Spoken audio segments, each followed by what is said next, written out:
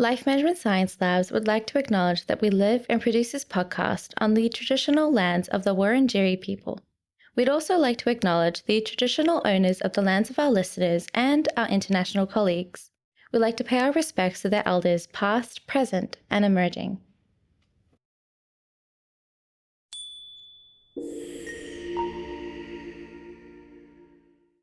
Hey everyone, and welcome to Raising Parents, the Parenting Science Insights podcast, produced by Ella Massal, the Life Management Science Labs. We are champions of life management science, providing structured insights informed by science and inspired by practice on key aspects of conscious living. Each week, we bring you scientific and practical insights on each element with the expert knowledge of professionals in the field. I'm your host, Dina Sargent. Let's get started. Hey guys, and welcome back to another episode. Now, we've spoken about pregnancy, the support of family members, the support of doulas on the show. We're going to be adding that today and looking into the support of a partner during the time of pregnancy, asking questions on the active role the partner plays, their impact, and their assistance postpartum. To help answer these questions and to give us some advice on being a supportive partner is clinical scientist Oludoyinmola Ojifinni, joining me all the way from Africa. Thank you so much, Doya, for joining me today. Thank you so much for having me. It's great to be here. Now, it's very early for you, so I definitely do appreciate the time that you've taken to talk to us today about such an important issue. Yeah, it's an important issue, and based on listening to the topics that you've covered prior to now, I think it's something that many people often tend to forget about and don't realize can be very critical, because support from the partner can be more important to many women than from any other person. It can actually make a lot of difference. Yeah, no, and speaking from as a clinical scientist as well, what is your role in helping families understand the importance of partner support? Okay, so my background is I'm a physician. I'm a medical doctor, and I've got training in public health. And I've also done some research in preconception care and all of that. And from my experience in the clinical space, I've seen that actually it's also been documented in research that women who have their partners with them throughout the pregnancy up to the delivery, even within the delivery room, and also from personal experience, actually, I've got 3 children. It's actually been shown that having a partner support is very important, is very critical. It's helpful, and it also helps the pregnant woman to go through the process with less stress than they would have if they didn't have that support. Mm-hmm. And so before we get into it, what is the common frustration some partners say that they experience when trying to rely on their partner? Okay, so in general, people tend to it can be different for different people. A lot individualized, and it's also maybe some cultural differences as well. From the African side perspective of the macho African man, doesn't want to be seen as weak, doesn't want to look like he's being used by his wife. That's what they usually say.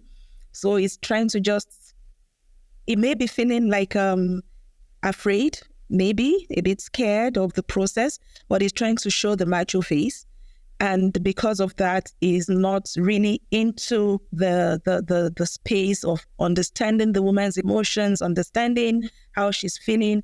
And that can be quite frustrating, can be quite, for someone who is going through all of these issues with the hormones, the changes in our body, sometimes feeling some level of insecurity, and then not having the confidence or the assurance from the partner to say, I'm here for you, we're going through this together. It can be quite frustrating. Mm-hmm.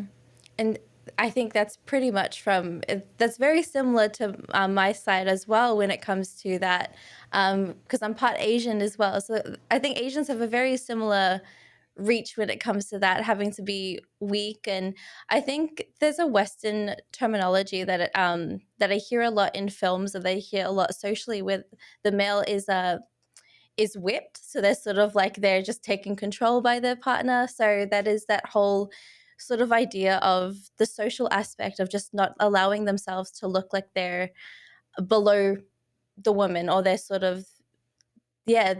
So there's that, I think there's that common cultural identity when it comes to the idea between what it is to be a partner and what it is to be the supportive partner, as well as what we're going to talk about today.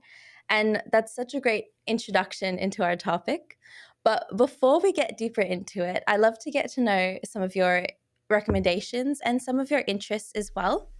Okay. So to start off with, do you have a favorite book?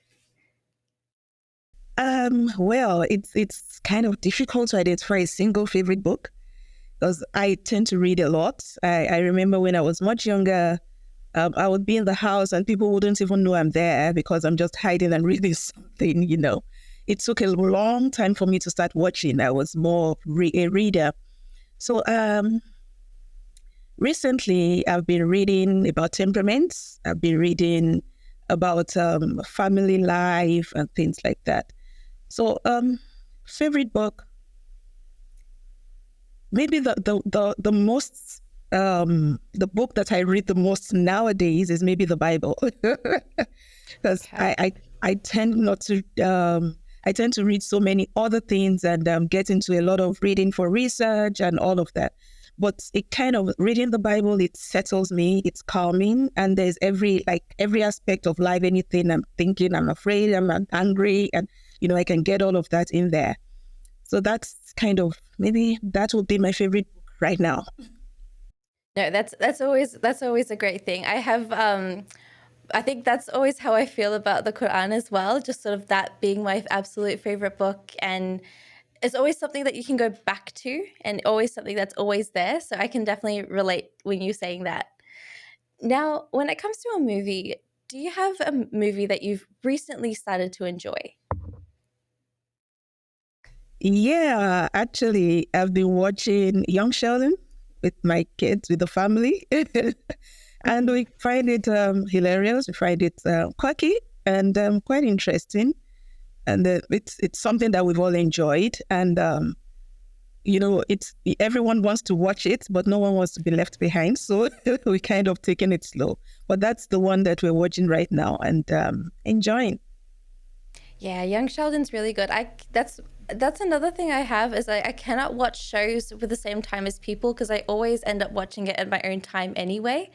So I'd never watch it the same time as anyone else, because either we stop watching it completely, or everyone's waiting for me to watch it. So I can never watch a show with someone. So it's a great deal of patience to be able to watch shows with different family members, because you never know who's going to be able to watch it. Yeah, yeah, yeah. Now, are you listening to any podcasts at the moment? Not at the moment, though I did for a while. I was listening to Dr. Ona's podcasts, and that's kind of targeted to health professionals and different aspects of getting your medical business off the ground and things like that. But recently, no, I have not. I've not really been into podcasts that much. Okay, perfect. Now, do you have a role model that you either look up to, either in your professional or your personal life? I've got quite a few in terms of role models because it's difficult to compartmentalize your life, and or maybe should I say not compartmentalize, but maybe try to get a single person to fit into all the roles. So when it comes to parenting and handling children, and life in general, my parents are my role models in that regard, because they did. I don't know how they managed, because there are four of us, and somehow they managed to handle us with our different personalities and temperaments, um, and they're still managing us. They're in their 70s now, and they're still very much into the space of being concerned about us, caring about the things that happen to us. You tell them something, and a few weeks down the line, and they're asking you, how's that project going? And maybe I've even forgotten that I mentioned it to them, And growing up, they allowed us the space to contribute into the family. We have discussions around issues. This is what we want to do. What do you think? And things like that. And I've kind of tried to imbibe that as I handle my own children as well. In terms of professionally, I have maybe 2-3 different people. I remember when I was a medical student into doing my house job, Dr. Joko Adele was a very, very passionate and inspiring person in terms of how we handle patients, how we handle our careers and things like that. Doing my public health training as a resident, Dr. Laura has actually been a very good encouragement and inspiration to me. And right now, where I am in my research and trying to get off the ground in research and things like that, my PhD supervisor, Professor Episoli, and Professor Alicia Wade, they've also been very supportive, encouraging. So you see, when I say I have so many role models and different people in different places and all that. And the other person is my mother-in-law, my husband's mom. She's such an encouragement in terms of how to handle relationships. People talk about having issues with mother-in-laws and all of that. I never had that with her. She was always very supportive, very caring, So I've got a name, a tribal name that means a person who is surrounded by mothers. And that's kind of like how I feel with so many people surrounding me, so many mentors, so many role models in different aspects of life. No, that sounds incredible. And I think a lot of people sort of have that idea that there's not one person that you look up to completely or entirely. There's so many different people that make up who you are in a way, and make up so many of your different ideas, so many different perspectives, and it's always changing. I always feel like role models are always changing for me. There are some moments that I look up to one person for something, but then I find someone else who sort of does it even better, and then I start looking up to them as well. So it's always, role models are always changing, and I think it's so good to have more than one. I cannot relate to people that have only one role model and look up to someone completely, because it's like it doesn't work that way. Yeah, I agree with you. Now, to end off with, do you have a course that has inspired you to take the position that you have today?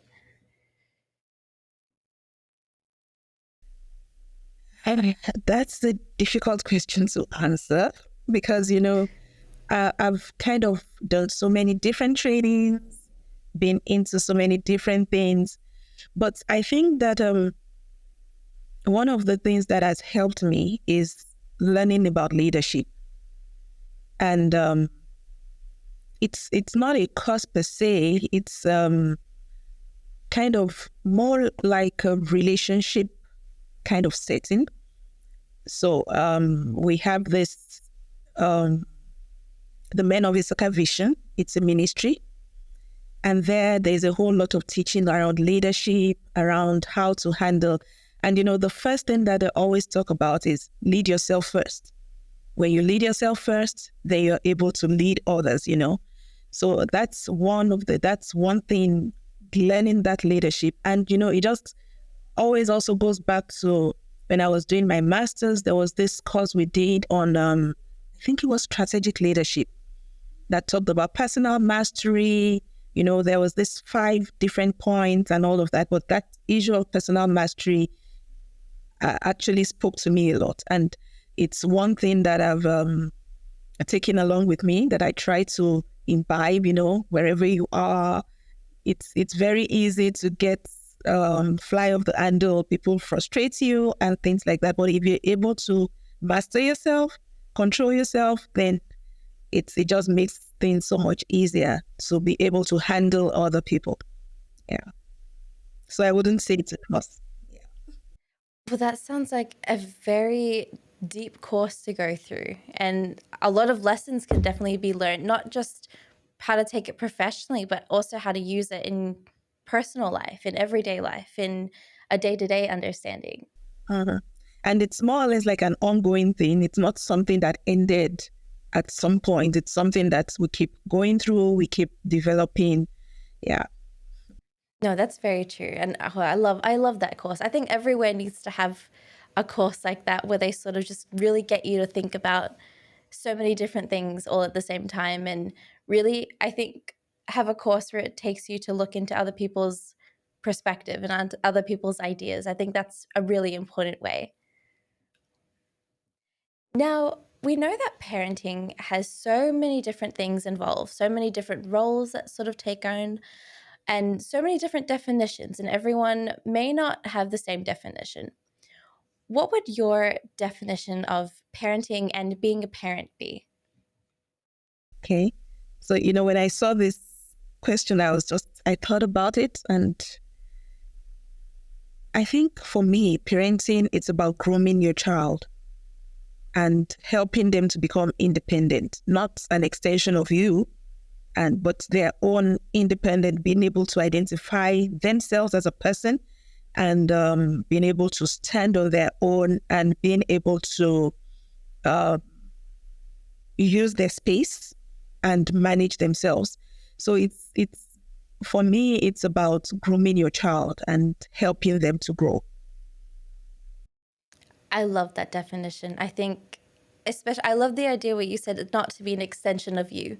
I feel like that's such a big lesson where a lot of parents haven't learned, and a lot of parents don't know the difference between raising them to be individuals and raising them to be someone similar to you. So I think that's the biggest um, misconception when it comes to parenting that I've found, at least, where it's just not raising them to be exactly a version of you, but raising them to be a version of themselves that's inspired by you in a way. Yeah, yeah, yeah. Yeah, no, that's perfect. Now, what do you think that expectant parents need to be aware of in their transition to parenthood? I think, and maybe also looking at my own personal experience as a parent, there's this tendency to feel like you need to get it all together. You need to be the perfect parent. You need to, understand everything at every point in time and all of that. But it's a process, and it's something that will there's always some flexibility to it. So, and each child is different. Each pregnancy is different.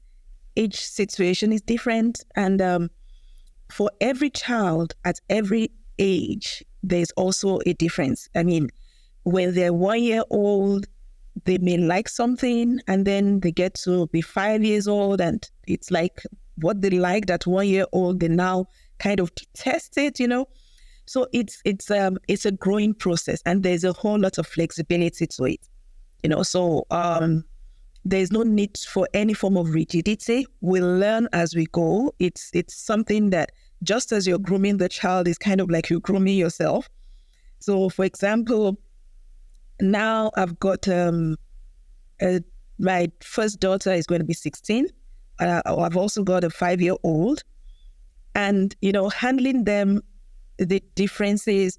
I need to understand that they are in different spaces. This is a teenager, almost, going towards its mid-teens, and this other one is such a tiny little baby, So balancing that and being able to understand that things can be perfect every time. So when you're starting out, the tendency is to feel like, oh, am I going to be able to do it? Am I going to be perfect? Is it going to work? But it's a process, and you're going to grow. And the way I handled my 15-year-old when she was 5 is not the way I'm handling the 5-year-old right now, because I've also grown. I've learned some things, and they're different, So there's a whole lot of different dynamics to parenting. There's a growth. It's a growth process both for the child and for the parents. And I think parents need to understand that from the get-go.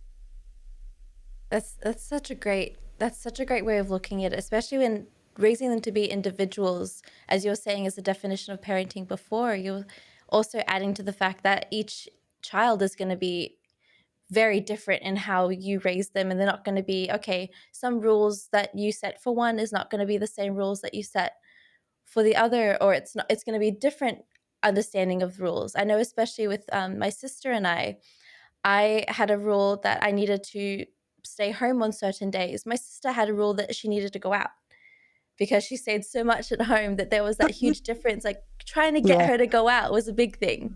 Mhm. Yeah. So Yeah, I get yeah, that. I get that. My two daughters, for instance, they look alike. In fact, people who see the little one's picture, they many of my friends from back home in Nigeria have not seen her before because she was born here in South Africa. So they see the picture and they're so shocked. They're like, "Is it the first one?" I mean, she looks exactly like the way my first daughter looked at her age, but the characters are different. I mean, the older one, when she was that age, she used to look so serious, like she was trying to understand the world. And this little one she's so jovial. She's trying to she gets everybody to smile and laugh.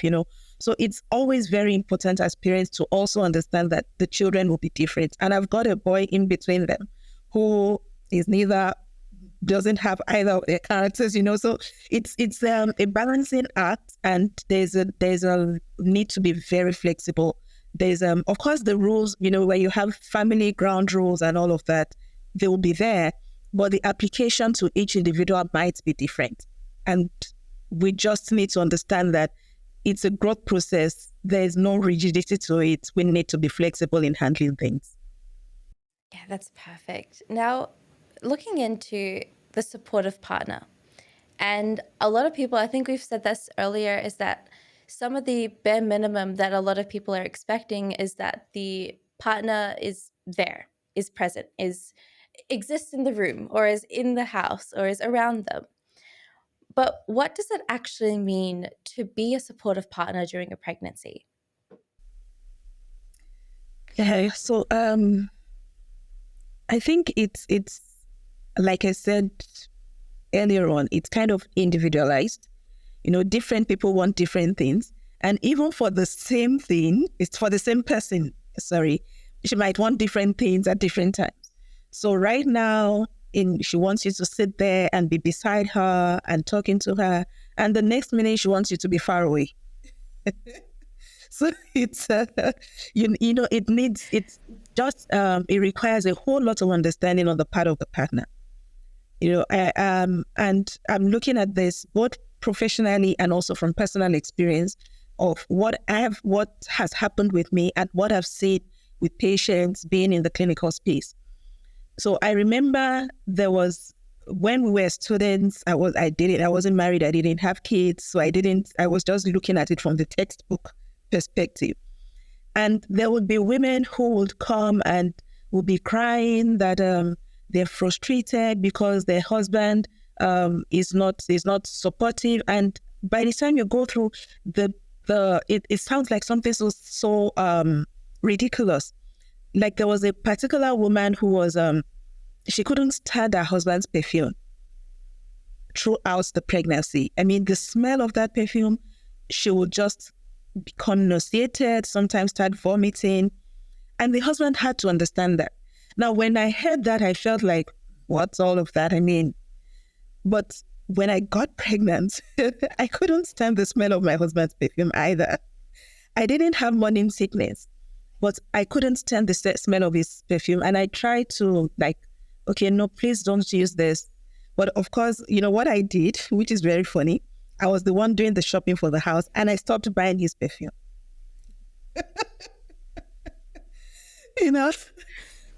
But, Okay. that was that.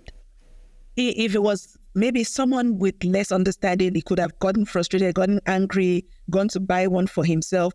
But, after I had said that a few times, when I stopped buying, he also understood that, no, she can't stand it. So he stopped using until after the baby was born and all of that.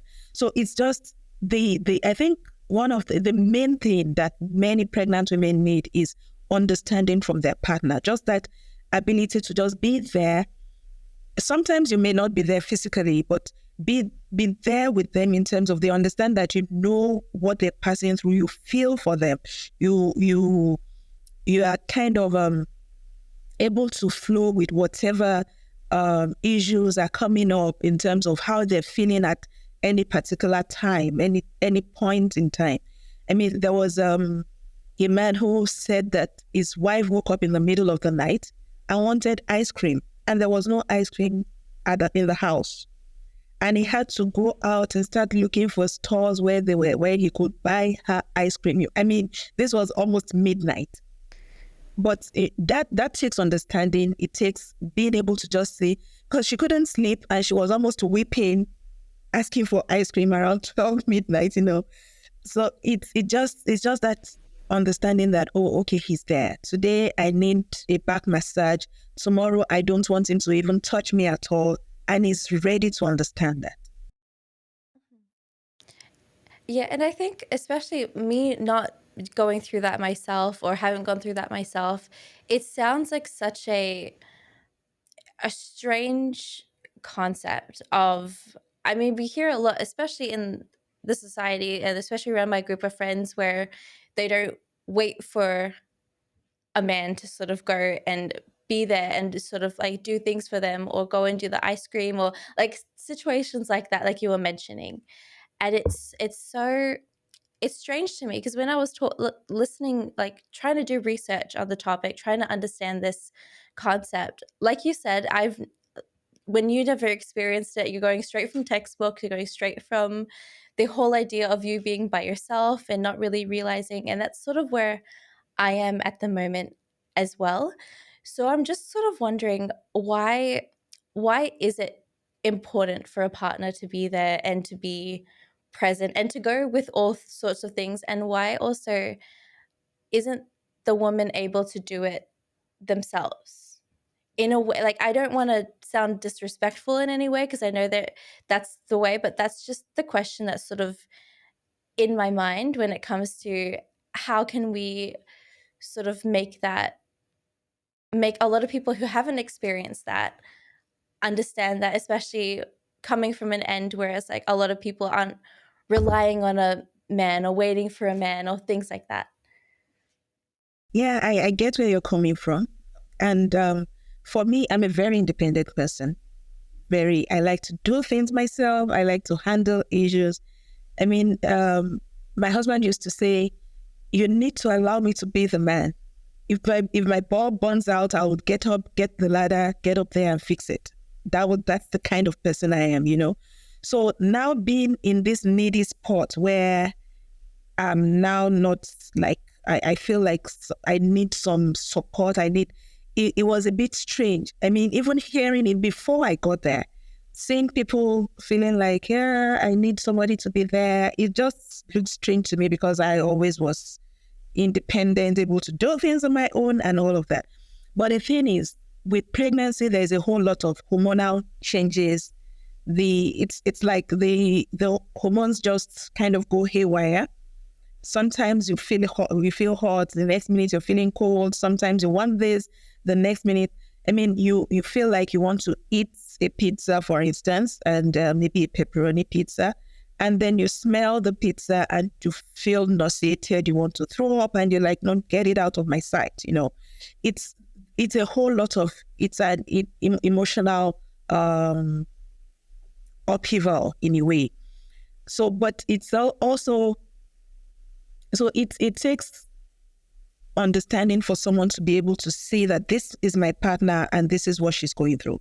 But it also takes the person who is in those shoes also realizing that, especially when you've not been in that kind of space before, you've always handled things, you also need to learn that I can't do it all on my own. I can't, because it's not just that you don't, it's psychological, but it's also physical. Sometimes you get your body is tired. Your body can't handle it. You're trying to do the things. I remember being pregnant, and it wasn't that I hadn't eaten. It wasn't that I can't say exactly what happened, but suddenly I would just start feeling dizzy, almost falling, and I need to just sit down. Now, being an independent person who was used to handling all sorts of things and, going all out on my own, it took a while for me to understand that you need to take things slow, because there was a day I was in the open market, the way African markets, open markets, kind of. So I was doing some shopping with my sister. And as we were going, I just suddenly felt dizzy. I almost fell. Thankfully, my sister was there. And then the market women who were there, she's pregnant. Be a pregnant woman, you should take this, no, you should do this. And then they got me a bottle of Fanta and said, you need to take this, you need to, But because they were older women, they understood. That was my first pregnancy, and I was just trying to, be my normal independent self. So I get what you're saying when you say people may not understand that this kind of things will happen, but it's just the body is changing, your system is changing, you're trying to accommodate this new person. So all of those changes in the cardiovascular system, the respiratory system, all of those things are going to make demands on your body.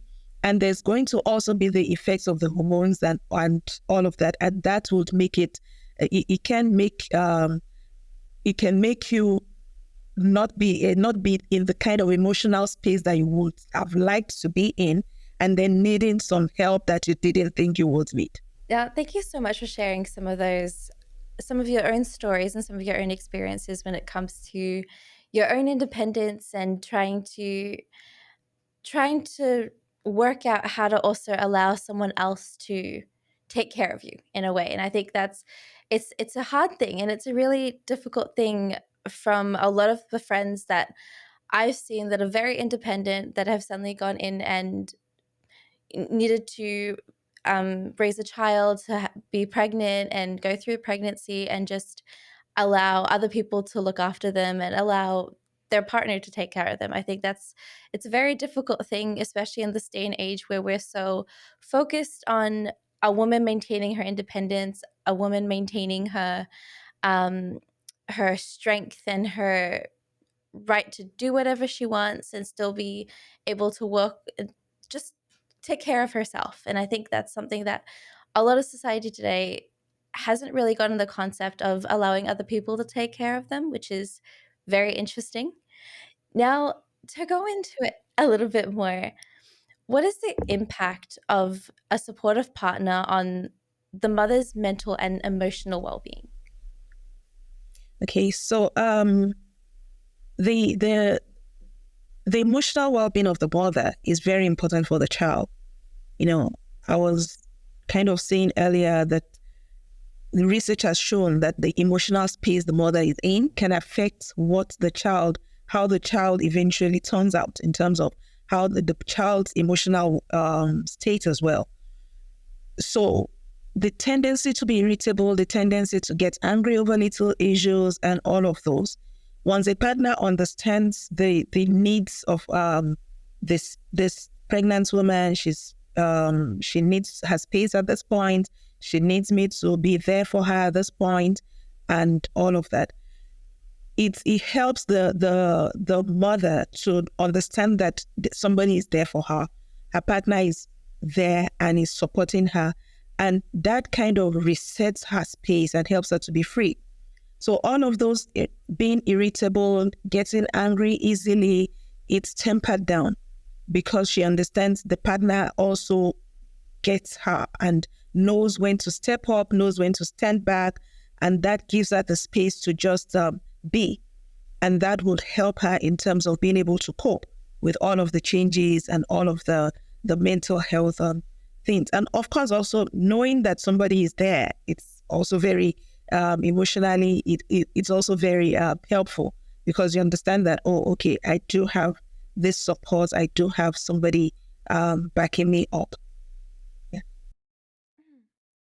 And looking at the role of the partner, especially when it comes during the pregnancy, are there any specific responsibilities that the partner can take on to ensure that the pregnancy goes smooth and that everything experiences both for the pregnancy and for the mother as well?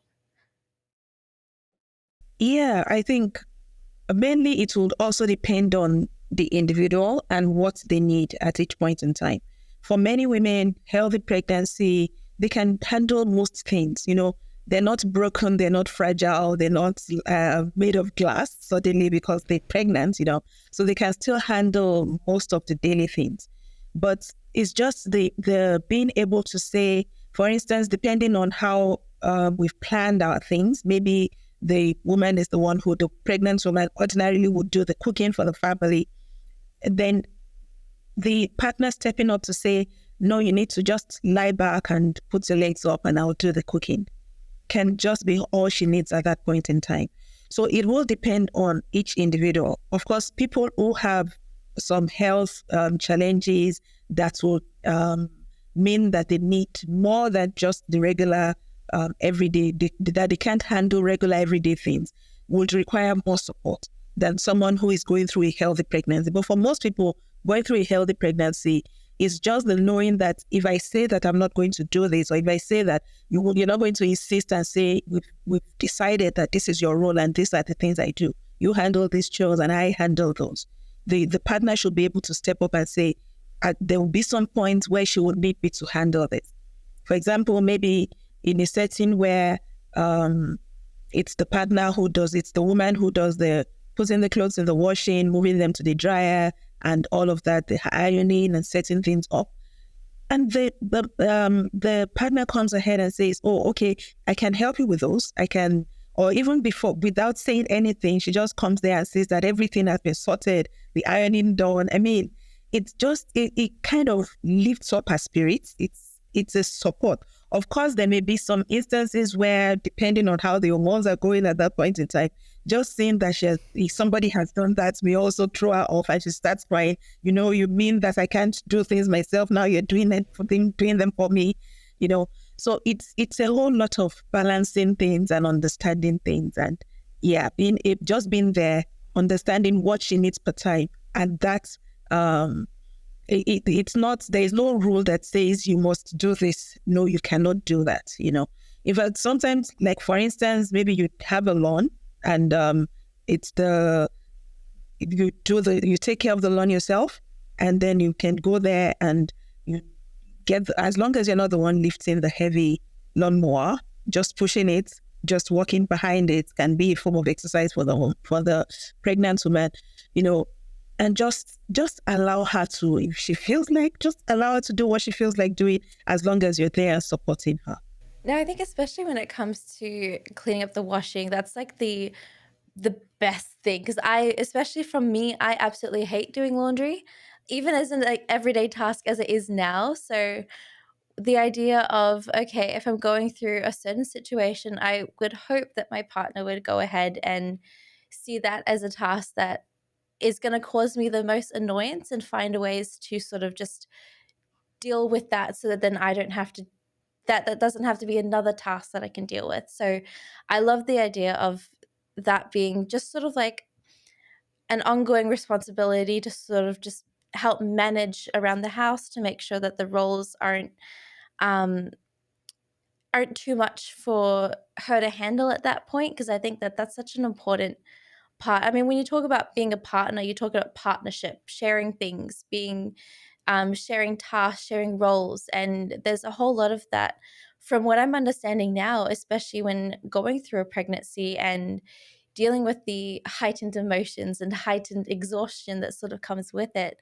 There's that whole idea of, okay, when one person's lacking a little bit, the other one can sort of take up a little bit more. Yeah. That's basically it. The tendency, and that's one thing that I've seen more in this generation, is like people tend to say, yeah, there's no, before our parents' generation, our grandparents, the woman was the homemaker, the man was the breadwinner, and there was no crossover in that sense. These days, everyone is breadwinning. so to speak. So it's like we're trying to divide also the home front and say, since we are both working, then we can both also do the house chores. And people tend to kind of have like schedules and timetables to say this person does this and this person does that. But understanding that at this point when this woman is pregnant, she also, there's a lot less about, she can handle, she might have been able to handle it, but because of the situation and all of that, it's not like she's fragile, but she just needs some assistance. So that understanding on the partner side to say that I can take up the slack would also be very, very useful for her emotionally, mentally, and physically. Yeah, no, I think it's so important. And we were talking about the societal factors that sort of take place, especially when it comes to, I think we were mentioning earlier, the whole idea of the macho man and the gender roles that sort of take part. And I know that we've sort of spoken about the amount of influence of the expectations between both of the partners. How can couples sort of navigate through those expectations and just try to find a balance that works for them in their situation? Okay, so it's important to plan, to have an idea. Pregnancy is something that, yes, we don't know the day it happens, but once you know that you're pregnant, you know that we have 9 months until the delivery. So we can plan and say that, of course, we also take it by the day. For instance, not every woman has morning sickness, but for people who do, it can, for some people, it lasts the whole of the first trimester. For some people, it's just for a short period. For some people, throughout pregnancy, they're always constantly battling nausea. But the understanding that, okay, this is not a forever thing. So we can make plans, we can change our schedules, we can reorganize things. I think that is one of the things that is lacking in lots of relationships. People don't, we know that we want to have children at some point, but maybe we don't always plan ahead and say, this is when we want to have the children. And sometimes we do plan, but unless you're going to have an IVF, for instance, where you know that, yeah, it's something that just happens. You never can tell. We plan that, yes, we want to have children and we're trying to have children, but we don't know the day it's going to happen. So it's just takes a lot of sitting down together, communication. And that's one thing that tends to be lacking in many relationships. When you're dating, you talk, you have you're trying to be nice to each other, trying to please one another, not step on toes, like kind of like walking on eggshells around each other.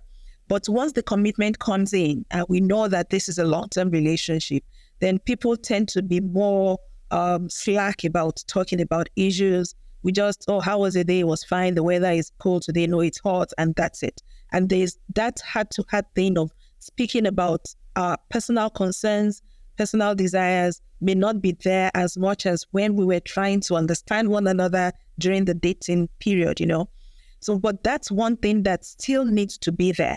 We still need to be committed to its different phases. So at the different challenges, it's like humans are not rigid, we're dynamic. So as things happen, as changes happen in the relationship, we also kind of adjust to manage those changes. So we need to also sit down and talk about, this is how I feel. This is what is going on. Can you step up and help me here? Can you step back a bit here, And it's both sides. And because the tendency also is for the woman, many women tend to feel like the man is my partner. He needs to be a mind reader and understand that when I look like this is what I mean. Sometimes they don't, and that can be frustrating for them as well. So we need to be able to say that as a pregnant woman or as a woman in this relationship planning to get pregnant, these are the fears that I have. These are the desires that I have. These are the things I wish you would do for me. Because if you don't tell him, he's not going to know. He can't always read your mind. Sometimes he can read your face and maybe read between the lines of what you say, but it doesn't always happen. So communication is very important, and sitting down to plan ahead and say that maybe if this happens, we'll try and handle it this way. Just think ahead, and those are things that are very helpful. The amount of times that I've heard communicate as being one of the big steps in a relationship. I could probably be a millionaire by the many times that I've heard people say communicate. Communication is the biggest part of a relationship, because people underestimate, and like it's like you were saying earlier, like about the dating phase. You're so focused on getting to know each other, on trying to understand each other, trying to win each other. By the minute that you've got each other, you suddenly, it's like all communication, all understanding goes out the window, because it's like, especially in this day and age, for what I've noticed is that you win a prize by the time you're with them. It's like, okay, that's it. I've got it. I don't have to try anymore. I don't have to work for it, because I'm married to them. I'm with them. They're mine and I'm theirs. And they've forgotten all about how to communicate. So the dating process is probably like the easiest part of a relationship, where it's getting to know each other. It's building that understanding, building the way that you communicate. But somehow when you're married, like I've seen so many of my friends who end up getting married and then they end up just being completely different, because they're just trying, they don't understand each other, they don't understand how to talk to each other and understand the importance of how each of them, and when is the best time to talk to each other about different things. So it's so interesting when I hear about communication being one of the biggest steps to help through a process. Yeah, yeah, it's a very key issue. It's something that in my relationship I found to be very important because, like I said earlier on, it's different. I've got 3 kids. The process was different for each one. Maybe a little similar for the first 2 because they're just 2 years apart. But I mean, the last one is 9 years from the second. So it's a totally different kettle of fish in terms of how the relationships shaped up. And we both, we're going through different phases in career, different things in the workplace, and then there's the family, there's relationship with our extended family, and all of those dynamics. Like I'm firstborn, I got married first, and then my siblings, as they're getting married, there's also that interface. There was a time they were living in my house. There was a time, So all of those dynamics, we grow through all of them. And unfortunately, we forget that who this person was when we were 2022 and we were dating, is probably different from who she is or who he is now that we're 28, 30, 35 and married and we have kids. And maybe we have the first one we're looking towards, or we're expecting the second, or we're expecting the first child. All of those things affect who we are.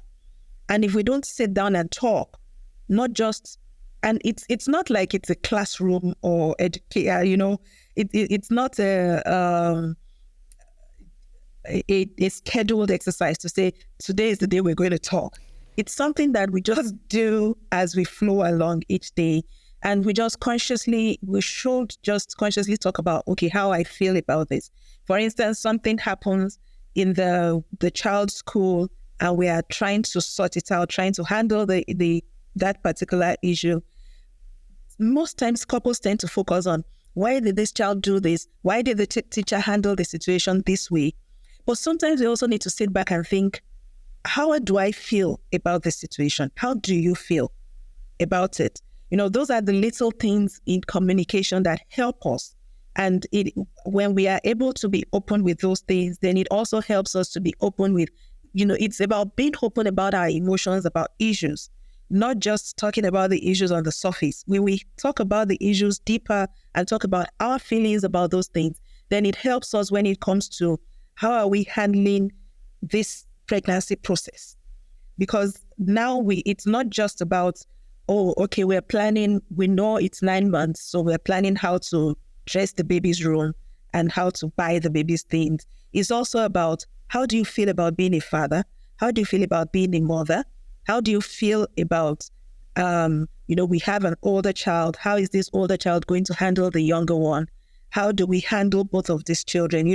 It's about just thinking about all of that and talking through those processes. Mm-hmm. No, that's very important. Now, especially when it comes to postpartum period is a big part, because it's a lot of just understanding how you are with a child, how you are with a baby that's completely dependent on you. Now, how can partners contribute and provide support and assistance in the weeks and months following after the childbirth? Okay. Yeah, postpartum period is a very important time. And people tend to forget that the mother is also, she, especially when it's the first child, she didn't learn how to be a mother prior to that. Whatever she has learned, it's textbook knowledge. Now she has the child, it's experiential, and it tends to be different. It's not about, it's just like when you're in school, you're being trained on whatever you're learning. As for instance, as a medical person, learned what it means to identify diseases and how to treat patients. It's different when I'm learning it in class. It's different when I'm in the consulting room and the patient is sitting in front of me, you know? So that's the way to look at it, that yes, this is a new mother and she's learning how to handle this child. Yes, some things seem to be innate and intuitive. You know that this is the way to carry the child. So many women tend to understand how to hold the baby more than the partner, who many times the partner feels like, am I going to break the child? This child looks so tiny. I'm scared of how do I hold, and all of those things. But at the same time, you also need to understand that sometimes the fear that, am I doing the right thing? And am I sure of how I'm taking care of this child? Am I sure I can handle this child correctly? Sometimes those fears are also there for the woman. And it's sometimes, we've heard of women going into postpartum depression. They used to call it the baby blues and all of those things, because of a whole lot of things that they're thinking about. Sometimes the woman is thinking, am I still desirable sexually? I mean, my body has changed in terms of the shape. Maybe the tummy that used to be so flat is no longer as flat as it was. The baby bags and all of those things are there. The breasts are sagging a bit. And so those kind of things may make the woman kind of lose some degree of self-esteem. And the partner needs to understand that. And it's not just about saying, oh, you look beautiful, it doesn't matter.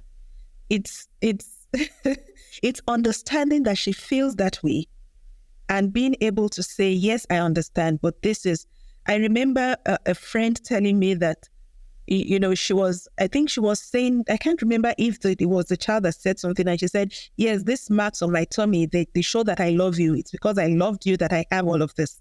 The folds, the tummy kind of, there's some lines and folds and all of those things. So it's the partner also recognizing that, yes, these are signs of love. It's because you love us that your body had to change this way. And I accept it. You look beautiful to me as much as you did before. I am also not looking exactly the same. We're both growing. It's individualized. At the same time, it's recognizing that this is the space she's in and this is how she's feeling, and being able to handle that, not just patronizing and saying, oh yeah, it's fine, but going out of your way. Yes, did you used to have date nights? Still have date nights. Did you used to take her to the cinema, go get ice creams together, take a walk in the evenings? It's the little things that show that this woman is precious. I still love her. And, the going back to the movie that I talked about earlier, Young Sheldon, one of the issues that the mother had was the fact that she kept going back to the feeling of, I got pregnant as a teenager and I had to get married and I missed out on a whole lot of things. And unfortunately, Sheldon's father doesn't understand that. He doesn't. He also felt like, he also feels like, I'm not where I wanted to be. I got married to you because of what happened. But they never sat down to talk about that. They never really addressed the issues, So those are some of the things that sitting down to address the issues of, okay, this is how I feel. Talk about it, speak through it, and address it, and be able to understand this is how she feels and this is why she's feeling this way. And not just say, oh yeah, yes, you've said it and that's it.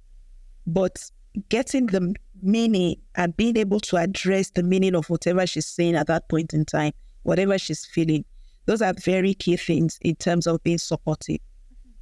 So there's a lot of emotional validation that come with postpartum. Just sort of that understanding being, okay, this is how you're feeling. I understand that you're feeling that way. There's a lot going on and the amount of pressure that you're under.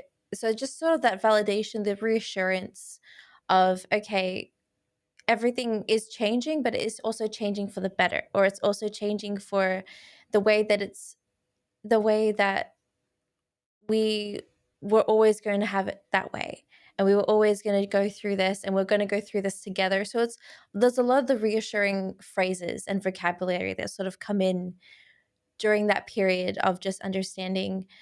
I did want to ask sort of a follow up onto that, especially when we're talking about the amount of support that you have. Sometimes a lot of people, they're when it comes to one individual, the caretaker who's the partner is working and not able to look after completely, what can they do to sort of still provide that support if they're not there a lot of the time, or if they're not there after the pregnancy for so many hours during the next few weeks after childbirth?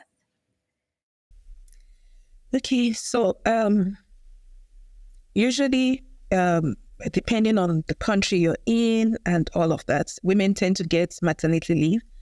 I think to address some of these things now, many countries are beginning to implement paternity leave, though it's a bit shorter, but at least for the first 2 weeks up to a month, depending on where you are, so that the men can also be there with the wife after the delivery and all of that. So if they're able to do that, that will be very helpful. Because one of the things that happens is babies tend to sleep during the day and then wake up at night.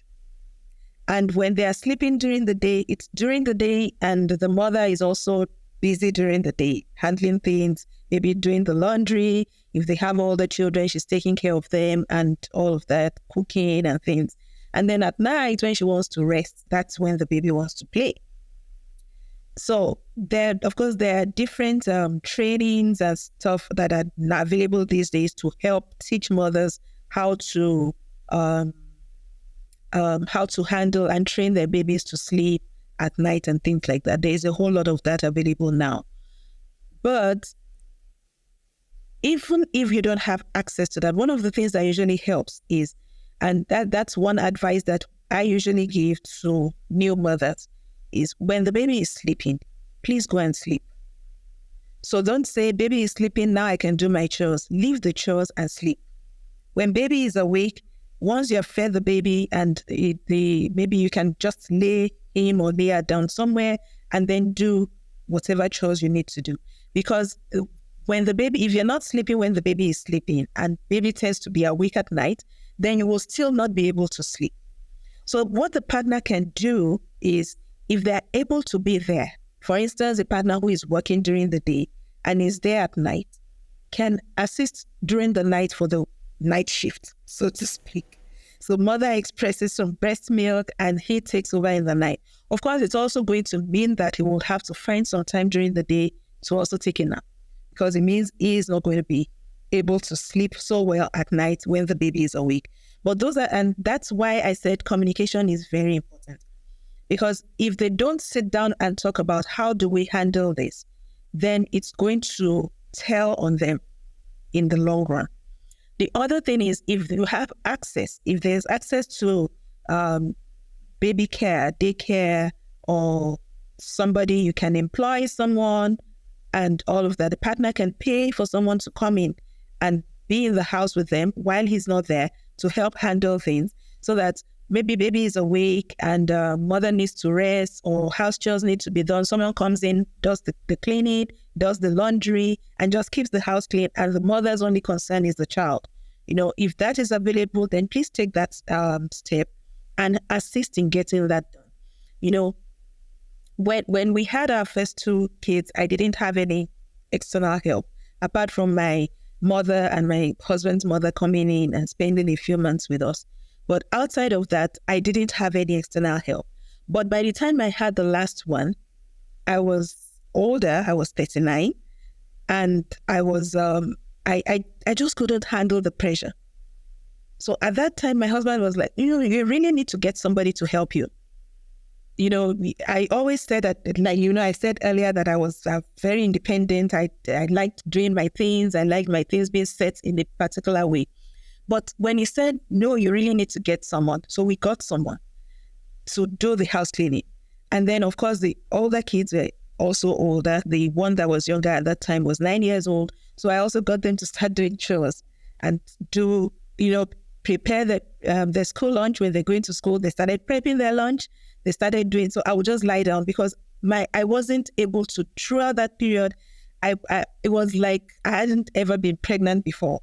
So I wasn't able to do the things that I used to do. So I needed to cut back and allow them, sometimes they do some house cleaning and I feel like they didn't do anything and I would want to go and reclaim the house.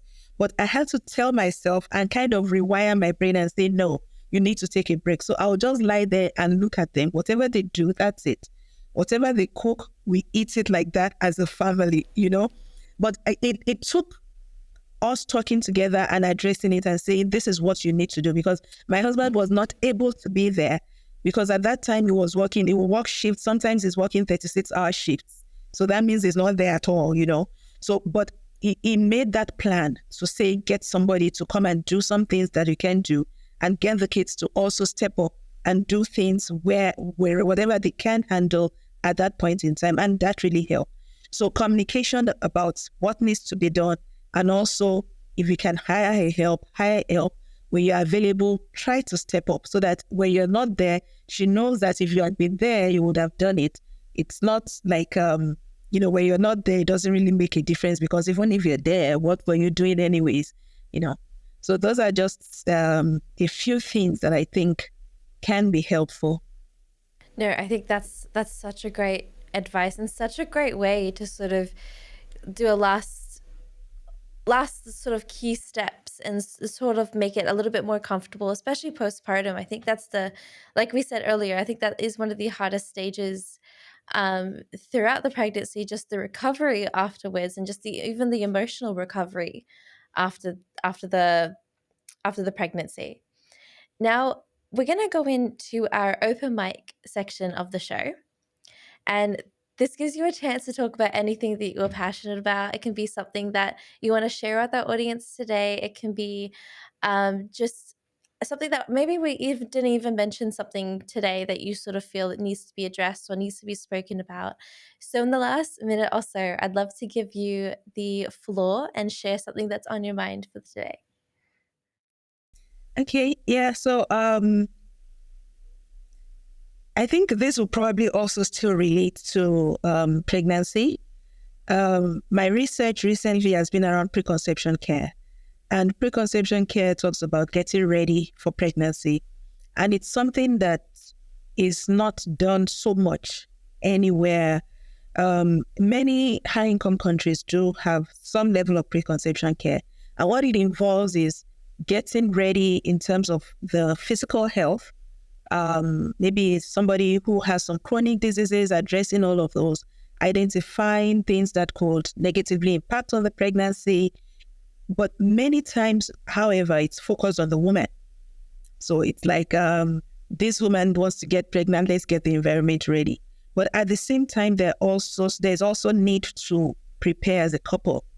So I think to a large extent, we also need to include the partner and say, you're planning to get pregnant, your health is also important. So smoking, drinking, alcohol, exercise, and all of those things, those are things that are important on both sides because the man, yes, is not the one carrying the pregnancy, but it contributes genetically to the baby. And that genetic contribution can also have some negative things if his environmental exposures are not taken care of. So that's one side to look at it. The other thing is, during that period, you also plan for the pregnancy and plan. It's also a time to plan towards the delivery and talk about all of these issues that we've discussed now in terms of how do we handle it. These are changes that are going to happen. How do we handle the family, handle our schedules, the postpartum period? Do we have any help coming in? Are we going to need to employ someone? Are we going to need to take time off work? And all of those things. So it's a whole lot of thinking around, yes, we want to have a child, but it's going to affect our lives in more ways than one. So we need to think about all of the issues around it and make plans towards it. And I think that's a very key thing to think about, especially for people who it's going to be like the first time, it's their first baby, and we just need to think around how we're going to be able to handle it. And of course, also remember that there is no rigidity to this. It's a process of growth. I mean, the way I would have related when I was newly married and 28 and gotten pregnant or having my first child is different from the way I would relate with issues now. I would handle things now. I mean, this is so many years after, and so much water has passed under the bridge, and so it's just generally being flexible about the relationship and understanding that we will change based on depending on what we're going through in the home and in the society and in the workplace.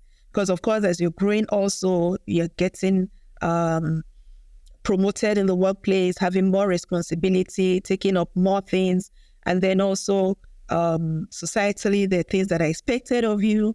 So all of those dynamics influence how we handle the pregnancy, how we handle postpartum period, how we handle our children, and we need to understand that and be flexible in how we plan our time, plan our life, and plan to handle the different things. So there's a lot of research that goes into it, which is good, especially if you're planning on a child. There's a lot of understanding of your own self, understanding of what your partner was expecting, like understanding expectations. I think is such a great way, and that's such a great last sort of advice to sort of a lot of the people who are trying to have children or planning on having children. There's a lot of great advice that we can sort of have and we can use to understanding how pre-planned parenting goes and the prep work that goes into it as well. So thank you so much, Doyen, for joining me on the show today and for talking about how to be a supportive partner. I think it's such, like I've said throughout the whole show, it's such a great way, a great conversation to have, and such an impactful situation that we're going through. And especially in this day and age when it comes to independence, I think relying on a partner, and I think I have learned that relying on a partner, it does have its advantages, which is good. Now, if anyone would like to find some of your work or to ask you questions on having partner support that I may have missed, is there a contact information that I'm able to give out to them? I guess you can, my email is fine. And then they can find me on LinkedIn and on Facebook. And recently on Instagram, it's something that yeah. So yeah, those will be the places that, and of course, if you want to look at my research, then Google Scholar is a very good place to find the things. Yeah. Okay, and perfect. Well, I'll definitely have those in the link down below, and I'll definitely make sure that I have all your socials down attached as well for easy access for our guests, for our audience to be able to contact you. Now, thank you guys so much for listening, and I'll see you all in the next episode. You've been listening to Raising Parents, the Parenting Science Insights podcast, produced by the Parenting Science Labs, a division of LMSL, the Life Management Science Labs. More episodes are available from 10 life management perspectives and can be found by searching LMSL on Apple Podcasts, Google Podcasts, Spotify, and other podcasting apps available on your devices. If you enjoyed this episode, please consider rating our show, sharing it, and subscribing to our channel, as it helps other people find it so that we can grow and bring you more quality resources. More of our work can be found on our website at pa.lmsl.net, where you can join our movement. I'm Dina Sargent. Thanks for tuning in.